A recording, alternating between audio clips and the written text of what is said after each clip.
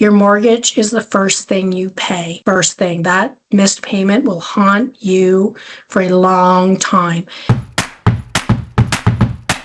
Okay. Thank you for joining today on the Calgary Real Estate Insider podcast and recording. Today we have Kristi Hyson, the mortgage matchmaker. So you specialize in refinancing and what you described as different life events and more complicated borrower situations.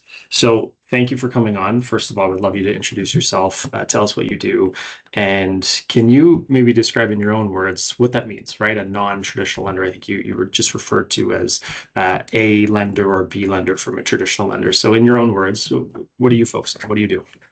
Thank you for having me, Dustin. So what do I do? I've been in this industry for going on 24 years. So I've started way back in the day, banking, learning credit, and realized that credit is basically my passion. So I'm essentially a conventional mortgage specialist, and I help people with refinances after life events, or if someone is business for self and they don't claim their income, what does that look like with qualifying for a mortgage? And in terms of lender category, so an A lender, that's your chartered banks, small line lenders, credit unions. A B lender would be an alternate lender. So an alternate lender is a Schedule B bank. So A lenders are Schedule A, alt lenders are Schedule B banks, still federally legislated, but they allow for extended ratios, stated income, bruised credit, anything that kind of doesn't fit anymore with a Schedule A bank. And our lending landscape has changed considerably since the stress test was brought in October of 2016 on the insured side, and then the following January 1st, 2018 on the conventional side. So if you purchased prior to that, the lending landscape qualifying has changed considerably in the last 11 years, or actually we're in 10 years, going into 11 years. And it can be brand new for someone who's owned their home since 2010 and hasn't had a need to refinance, or they've had life events in the meantime where they went from working for a company to being business for self, and their income looks a little bit different. So that's kind of where my area of expertise comes in. As I sit down, I review all the documents to see, one, how can we make your income work to fit? What category is it going to fit? Is there any pre-work that you need to do prior to that in terms of are there any collections that need to be paid, any judgments, anything that is a strike against your credit right now that once paid, it's paid there, and everything else is good, that's paid. That's no longer a strike against you. So sometimes there's pre-work, especially if there's been life events or a change in employment, to where a quick conversation, an application, some documents, and we can set a plan of action of, might not be right now, but maybe 3-6 months or a year down the road with these changes, here's what your financing is going to look like. Interesting. And what caused all those changes? Like you mentioned, it's changed significantly over the last 10 years. What's the biggest difference that you see between, let's say, an A lender and what they're looking for versus the non kind of chartered banks? So a lot of it was around the stress test. So you're qualifying now at 2 basis points above post-it. If rates come down, it'll go back down to qualifying at the bench rate. It is taking on car payments. So going out and looking at that, shiny new car, we all want a new car, but what are you planning on doing before you're engaging in any type of major loan? Like if you're going to go out and buy a vehicle, but you want to buy a home, well, does that vehicle payment align with the purchasing power of what you'd like to purchase? That's where you'd want to have a conversation with a mortgage broker. Just kind of, what does it look like? Here's what I want to do, but I also want to do this. And how do my numbers work? A lenders, so Schedule A banks, used to look at stated income. They don't do that anymore. There is a stated income product available on the insured side, but nothing on the conventional side. It comes down to what you claim. What are your T4s? What do your T1s say? What does that income look like? And if it doesn't fit, then your ratios are not going to fit on the A lending side, which means you're now looking at going with a Schedule B bank or an alternate lender, and they are 20% down. So there's your biggest difference. So if you're looking at purchasing with less than 20% down, it's really having a conversation with a mortgage broker to understand, what do you qualify for? Are you looking at purchase in the next year? Okay, in the next year, are you looking at adding to your family? Are you looking at changing jobs? If you're in a position that is paying you overtime and possibly a bonus, but you're going to leave that job and you're going to go to another job that's going to pay you higher hourly rate, you're still going to get overtime and bonuses, but you're on a new job. There's no longer a 2-year history. So that 2 years restarts. And that I get as a lot of a catch with even clients on the conventional side is they've started a new job, but I'm going to get a higher bonus. I'm going to get all of this, but you don't have it now. So lenders aren't going to forecast out, so we can only use what your base is. There are some exceptions to the rules. I can't cover all of them right now, but there are some exceptions to the rules of grandfathering income depending on the profession that you're in.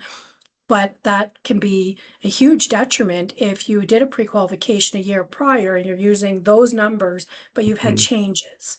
Someone going on maternity leave, you can use maternity leave income if you're going back after the standard maternity leave of 12 months. If you're going to use the 18 months, the extended maternity leave, that income is no longer used until you're back to work. So there are quite a few modifications as things come up in the economy.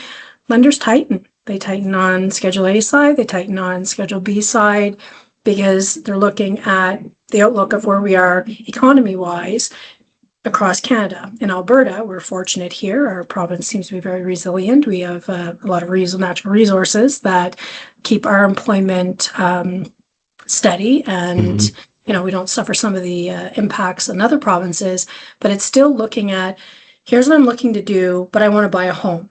So what's my next step? It doesn't matter if you're looking at buying a home, a year from now, 18 months from now, 2 years from now.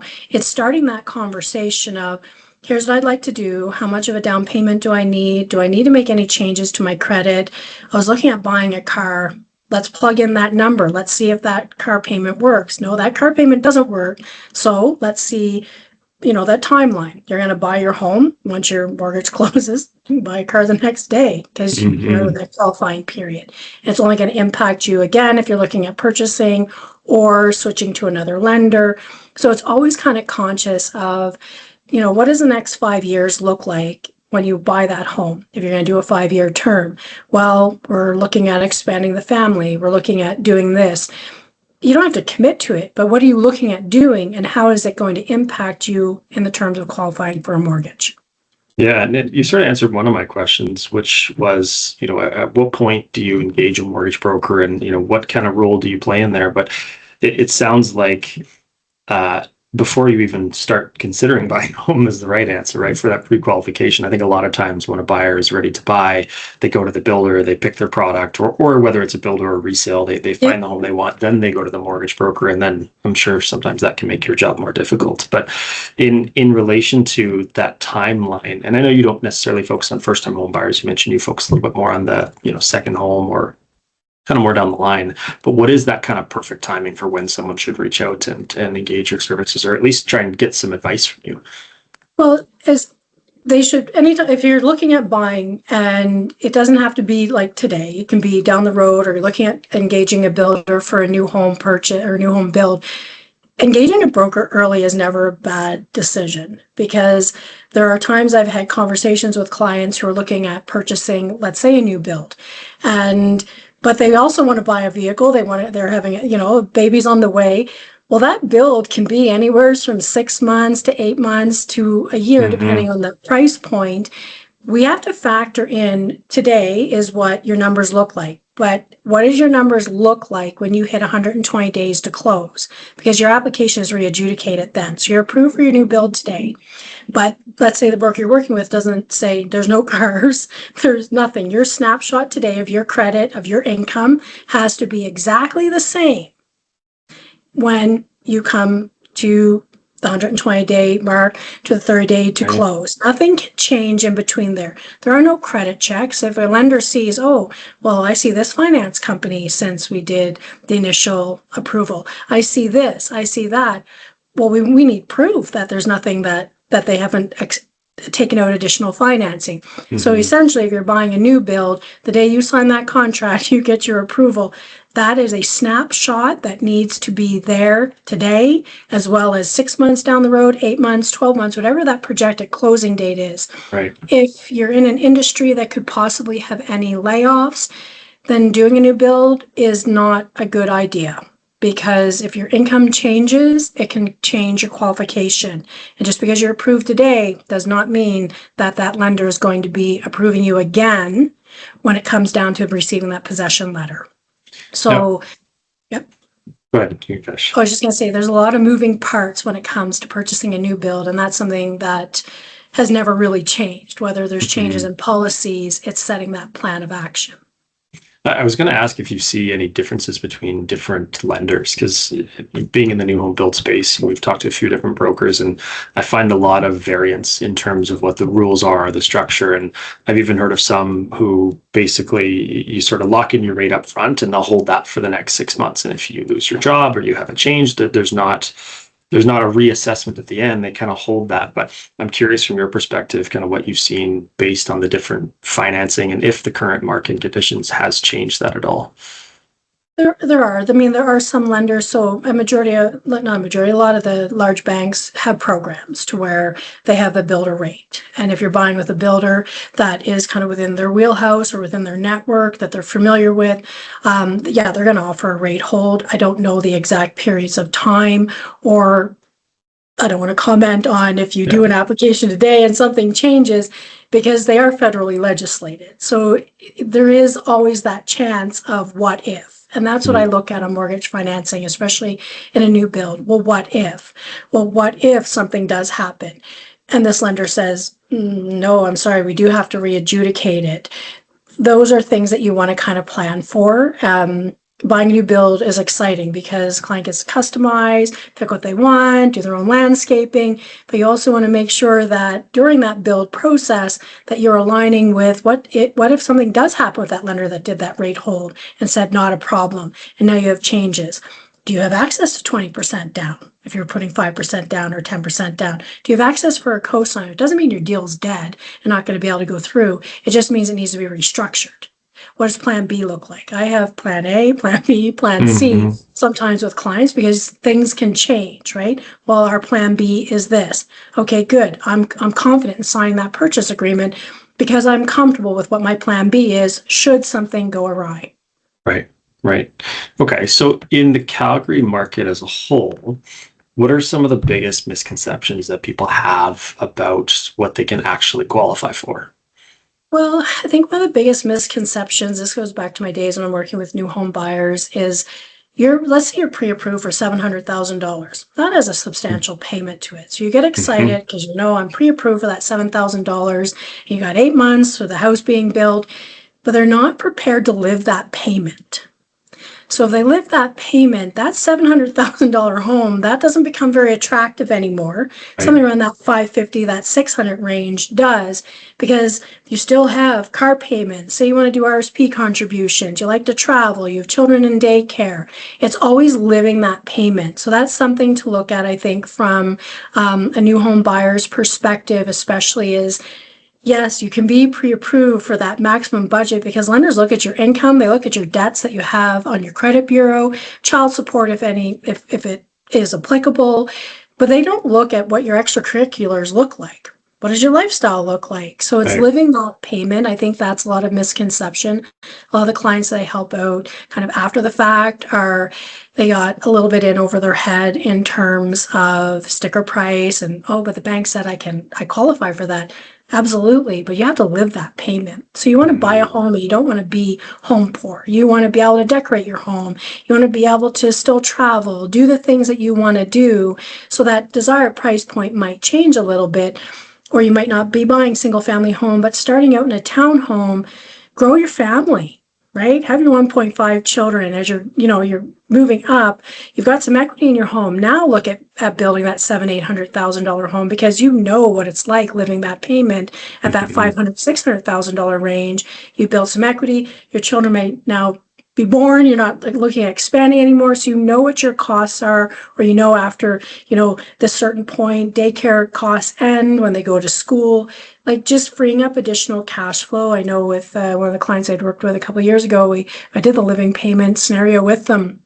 And so they ended up calling me back a couple years later and said, you know what, thank you so much. We've had some life events that have happened, and they were looking at spending at the top end of the range on that 800. And I said, let's live this payment. What does daycare look like? What does this look like? What does that look like? And by the time I plugged in all the numbers and spreadsheeted out, they were like, well, that doesn't leave us much cash at the end of the day. Let's start off at a lower priced home. So I think they went around like that 625 range. Well, the husband ended up being laid off, and we're just had the wife's income, and they were able to survive on the wife's income. It was tight, but able to make some adjustments to where they were in that $800,000 home, they wouldn't have. They would have been short every month. So sometimes living the payment, I think, we all want to have, that nice shiny home, but it's looking at it from a smart point of view as we can see life happens. Look at our economy. Look what's happened in the last, couple of years. We've had COVID. We've had the aftermath of COVID. We've got the tariffs now with the US that's impacting certain industries more so than others. Well, we can't project those, but if buyers buy within a comfortable range, they can buy up. So then a builder, hey, you sold them a $600,000 home. Now they're coming back a couple of years later because they purchased at a price point that was good for their budget. Now they want a $900,000 home, and they can do it, right? Because they're able to continue to save and not live off of credit cards. It's a great phrase, living the payment. So to get a better understanding of what it's actually going to look like, because we talk to different buyers all the time, and oftentimes what your approval is and what you should pay are two different things. And so, that's great advice. Yeah, now, it's worked well. You've mentioned that you worked with clients who, you've kind of found them on the other side, right? So maybe they've said no, or maybe they've, gone through some life events, and now they're trying to sort of requalify and move on to that next step.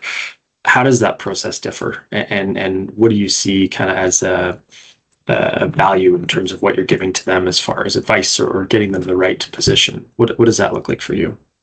Well, if someone's gone through a life event, let's say they're a homeowner and they've gone through a life event, and it could be loss of job, it could have been having, a premature child, divorce, something that's altered your financial situation, and they're carrying a heavy load of debt, but they've got equity sitting in their property. That's when we look at doing refinancing and kind of freeing up cash flow and looking at everything and saying, okay, here's what things look like right now in the next 2 to 3 years, depending on, we set the term to meet their next timeline because they might want to sell this home and purchase something new. And that's where financial planning comes in and setting that course of action. And it's a blip in time. And if you draw a line in the sand, and that's what lenders literally want to see, if you're going through a life event, where's the line in the sand? Where does it stop? If you've missed payments, when is that reset? So a lot of, on the A lending side, they're looking for a minimum of 2 years in between any derogatory credit. Not applicable in all cases. Everything is dependent on situation, but they really want to see a 2-year clean repayment history. One of the things I coach clients on that call me if even if they don't turn into a client, but just like off my marketing, I get a lot of just general calls of, here's my situation. If someone is going through financial difficulty, your mortgage is the first thing you pay, okay? First thing. That missed payment will haunt you for a long time. And if you continue to compound those missed payments, that takes you right out of the A space. They don't even want to see it. They don't want to touch it. You are going to be in the alt space until it falls off. I'm not condoning missing payments. What I'm saying is you pay your mortgage, find the money, make it happen. If not, call the lender, make arrangements. Your car payment, that's something you can miss. Credit card missed payments, that can be missed. You still have to catch up, but that impact is more so on the mortgage payment side than it is on other creditor side. Right. Okay. So the banks hold that as sort of a more serious mark, if you will. It's a much more serious mark, and that's something like I've seen clients come through and their repayment history on their mortgage is deplorable, but they've paid everything else A1. I'm like, oh, I wish it would have been the reverse, right? Mortgages paid A1. Right. Everything else has slow repays because a lender looking at issuing you mortgage funds, they don't want to chase you for payments. They don't like it. And if they see that you're paying your credit card, your car payment, but not your mortgage, that changes your risk category. So one of the other categories of buyers that you represent is self-employed. I'm curious kind of what, obviously pretty self-explanatory for people who work for themselves or maybe have their own companies, and the banks kind of view them differently. But I'm curious from your perspective, at least from what you've seen from the banks, why is that viewed differently, and what's the process for anyone who is self-employed when they're looking? So if you're self-employed, if you're not claiming your income, that does change your lending options available to you. If you're claiming your income, you're T4ing yourself, you're doing dividends, you've got a good 2-year history, or if you're sole prop and you're not doing a lot of write-offs and you've got good healthy income, it's a 2-year average.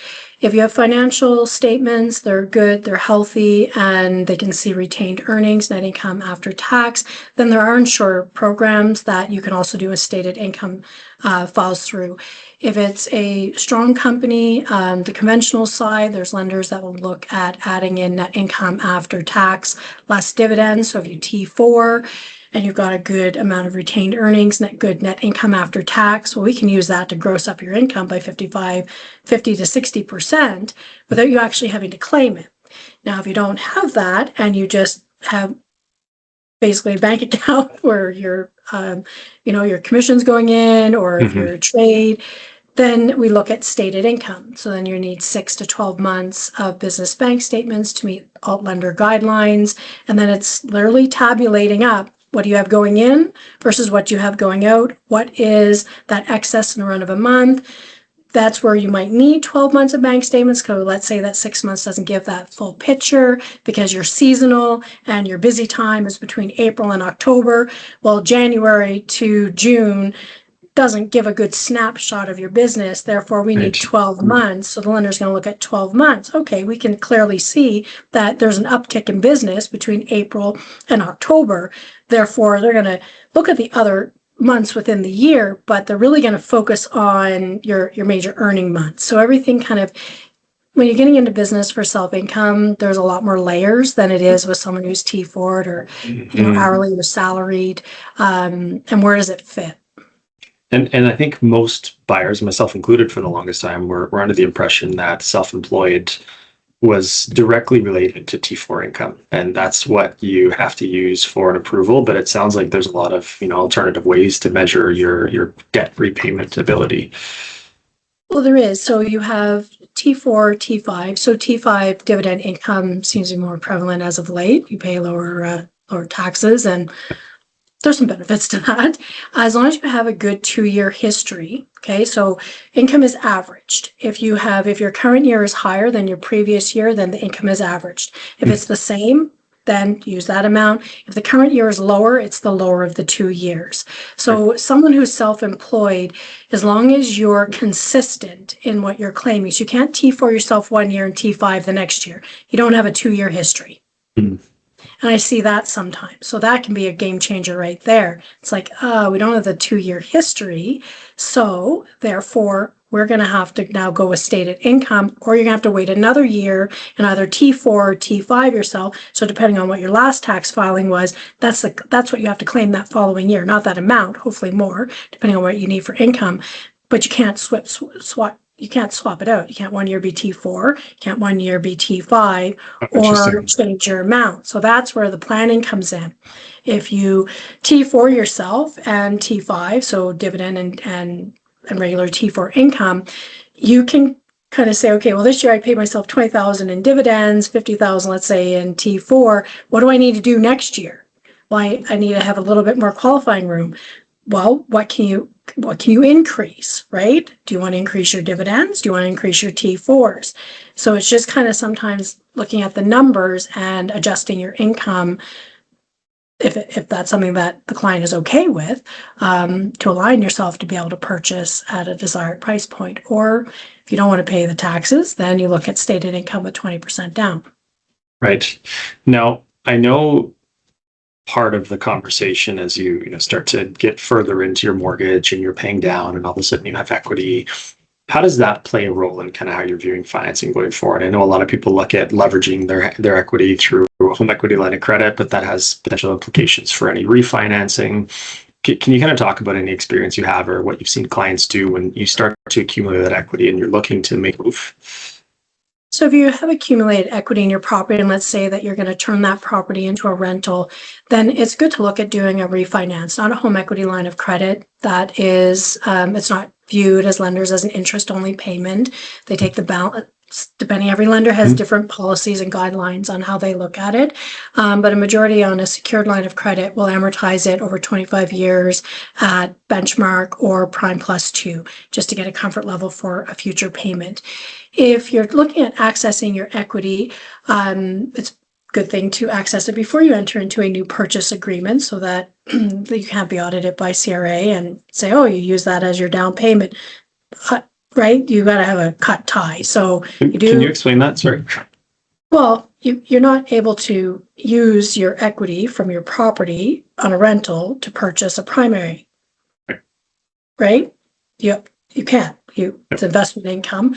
But if you refinance your home before you enter into any new purchase agreement, because it's just a normal course of planning, you're taking out your equity to possibly put in, a tax-free savings or do some renovations. Then you look at it and you say, okay, well, what's your future plans with this property? Well, we're looking at possibly purchasing something new in the next year or possibly 2 years. Okay, well then right now would be a good time to do a refinance, take your equity out. So there's just no crossovers of you refinancing your primary to purchase another home. And then it's amortized over 30-year amortization. So that's looking at what is going to be that monthly rental income. So maybe you're not taking out all of your equity because essentially you're setting up your current payment to align with what you're going to be able to receive with rental income and accessing your equity to either pay out debts or to put away an investment so that you have it on hand as a down payment for a future purchase. But then the payment that you have on your current property now fits current market rents. So when it comes time for the application, we can use, if you're turning your current primary into a rental, lenders will accept market rents as confirmation of what that rental income is. It's always going to be the lower of the range, but that's your one time that you get to use market rents now, really, in terms of using it as qualifying income, because you don't want to have a mortgage payment where there's a shortfall. So you want to a lot of it comes down to planning of, here's what we want to look at doing. What do the numbers look like? And sometimes it doesn't make sense to keep the current property because the payment is not going to match what current rents are. And that rental shortfall has to be debt serviced, which will now lower your amount that you're looking to qualify for. So that's a different conversation. But if the numbers work and you have equity, access your equity, refinance, break the current term. Like what meets. People are like, oh, I don't want to pay a penalty. Oh, I don't want to do this. Well, depending on what your payout penalty is and what you want to do, does it make sense? That's kind of where I come down to. It's like, yeah, but if you do this, it's a 3-month interest payout penalty, or the payout penalty is less than $5,000. But here's what it's going to allow you to do down the road that you really want to do. So does it make sense? Right? And it comes down to someone's own risk tolerances. What are you comfortable with? Well, if it's long-term gain for me, well, I'll pay the $3,000 to $5,000, right? Yeah. Now, we touched on it briefly, but I don't think we dove into it. It's the concept of refinance. So I didn't know this as a first-time home buyer, even kind of going through the process that when you come up for your mortgage renewal, pretty important time to also engage with a mortgage broker and kind of see what your options are. So what does that side look like and what's the value there? So the value there is if you have equity in your home, you have to have 20%. Refinance is at 80% of the value, of the appraised value. If you're carrying credit card debt, lines of credit, student loans, payments that are really impacting your cash flow in a run of a month, then it's a good time to look at a refinance and just incorporating it in your mortgage. If you've got that equity available. Of course, you can't be tight at 80% because you won't have the equity to work with. Then there's also other options, is if you can debt service your mortgage payment and let's say you're just at 80%, you don't have any available equity to incorporate debts, then you can look at going with an equity solution. So as you're paying down your mortgage, your equity accrues in the background, and that equity can be assigned to a line of credit or another mortgage product. So let's say today you have no equity available, but your numbers work to be able to refinance and carry the debt. Great. Now let's look at what you're going to accumulate each year in terms of equity and set a strategy to be able to take a line of credit out and now roll in that $50,000 because you made prepayments and in 3 years' time, you're going to have this amount of equity available. So you can start to kind of restructure with the right product. So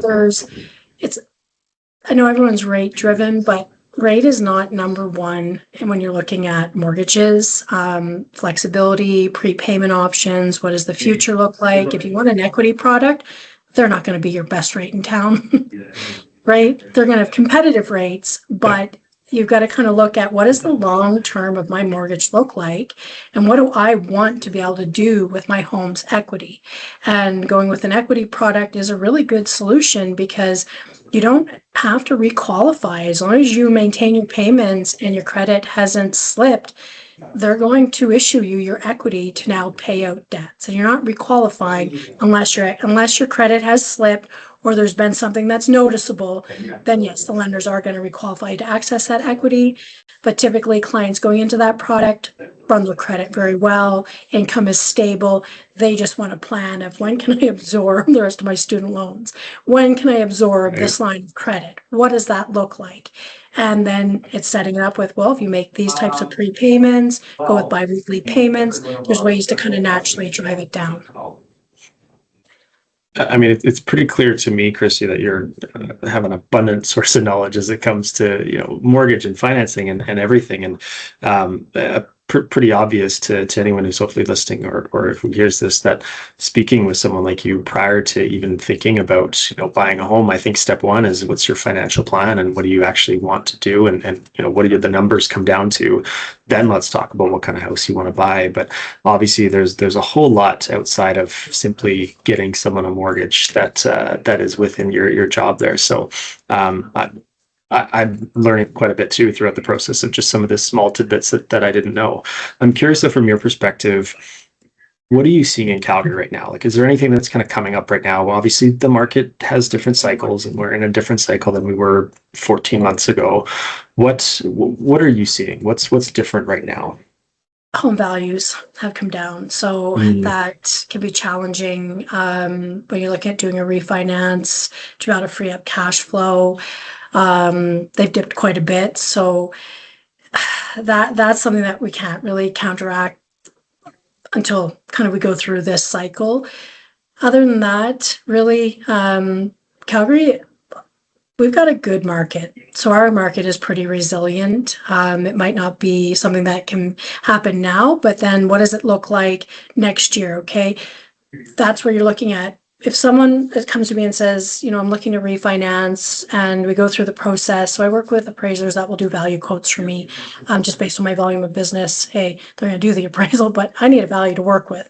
So as long as it's been MLS listed, if it was purchased from a builder, they can give a range as long as we have the past specs of the property. They can give a value range, but they get a little bit more data when it's past MLS listing. So they'll give me a value quote range. Let's say it's going to be between 600 and 625. Beauty. I'm going to ask the client some questions. What's the status of, what's the condition of your home? Because that's going to kind of determine where we are in that value quote range. So I'll work with the mid range. If it works, the numbers work, then we can kind of move forth. If the numbers don't work, then they're with their current lender. They're kind of stuck there. You of course don't want a 5-year term. You want to look at, or if you do take a 5-year term, you'd want a variable rate mortgage because then you're looking at a 3-month interest payout penalty, or then it's setting the term to where, okay, this is going to work in a year's time because you're going to pay down this much in principal. You're going to reduce your car payment by this much. Let's say they want to incorporate that. So your balance is now going to be X. So sometimes it's forecasting out what those numbers look like.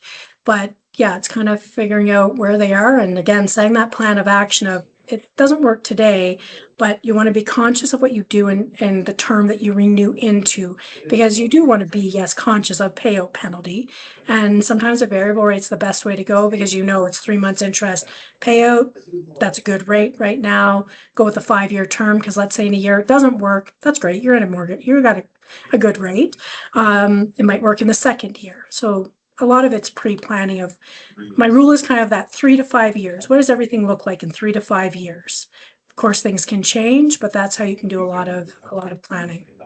Do you find that a lot of buyers have the ability to plan that far out? I mean, I look at the current rate cycle, and I was having this conversation yesterday with the CEO of a larger construction company, and this notion of everything is uncertain right now, right? We have the war in the Middle East, we have a lot of numbers around job losses and AI and all this uncertainty in the market, and we sort of feel that changes consumer sentiment. But like you're saying, right, everything kind of moves a little bit slower, and when you think a little bit more long term, the market is going to do this, right? And so we might be in a bit of a down right now, but Calgary is fairly resilient. So I'm curious if you've seen that change at all, or if most of your clients are still kind of business as usual, life moves on, we'll get there.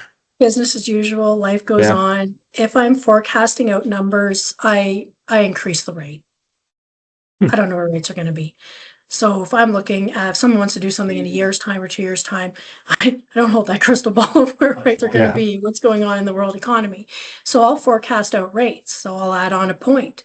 Then I know I've got definite buffer room. The numbers work with a point added on the rate. So if rates come down, well, that just improves things. But if rates increase and you know that your timeline is a year or 2 years out, well, let's just increase the rate and run our numbers that way. So that increases the stress test rate, that increases the mortgage payment, and then your numbers are true. So if the rates do increase to that, that's unfortunate, but you know what you're looking at doing, it still works. If you do any forecasting with current rates, I feel that a mortgage professional is doing their client a disservice because you don't know what's going to happen tomorrow, right? The bond yields could increase and the fixed rates go up. Bank of Canada says, inflation's too high. We're going to start to increase prime lending. So again, those rates change. I don't base any of my forecasts on prime lending. It's always on fixed rates. If the numbers work, you can go with variable, but I do forecasting on what fixed rates are today, and I add a point on. And then that strategy has worked very well for me because if I would have done that for someone last year, rates are cheaper this year. So if someone's buying in Calgary right now, what's the biggest piece of advice you'd give to them? They're buying in Calgary right now is live your payment, right? Life has a way of happening. We just don't know, right? You could be trucking along, everything is hunky-dory, but you're in a car accident. That changes the course of things.